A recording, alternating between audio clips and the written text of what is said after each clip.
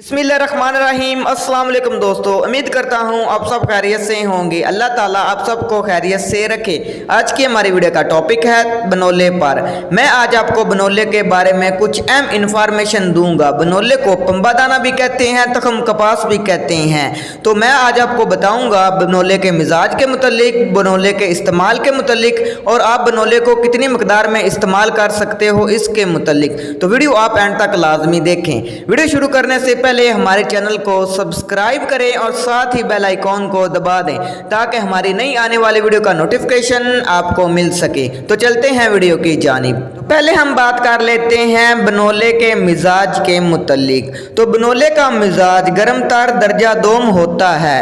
अब हम बात कर लेते हैं बनोले के इस्तेमाल के मुतालिक। ये कौन कौन सी बीमारियों में इस्तेमाल होता है। ये बलगमी खांसी को खुश्क करने में इस्तेमाल होता है, मनी को गाढ़ा करता है और बदन को मोटा करता है। इसको दूध और खीर में बनाकर भी इस्तेमाल किया जाता है और मजूनों के जरिए भी खाया जाता है और इसका हलवा भी बनाकर खाया जाता है।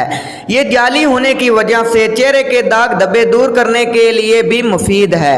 अगर आप अपने चेहरे पर दाग धब्बे दूर करना चाहते हैं तो आपने बनोला ले लेना है और उसे आपने बारीक पीस लेना है। पीस कर आपने उसमें पानी ऐड कर देना है और आपने पेस्ट सा बना लेना है। जब पेस्ट बन जाए तो आपने अपने चेहरे पर अप्लाई करना है।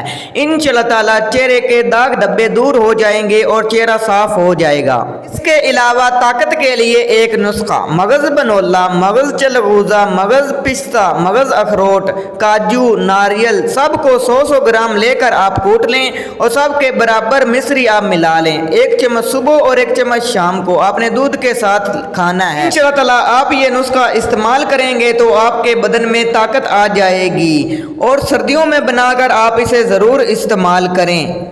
और अब हम बात कर लेते हैं बनोला के मकदार खुराक के मुतालिक। आप मगज़ बनोला को 3 माशा से 7 माशा की मकदार में इस्तेमाल कर सकते हैं। तो दोस्तों ये थी कुछ बनोला के बारे में अहम इंफॉर्मेशन। अगर वीडियो आपको पसंद आए तो आपने इसे ज़रूर लाइक करना है, चैनल को सब्सक्राइब करना है और दुआओं में याद रखना है। अल्लाह हाफिज़।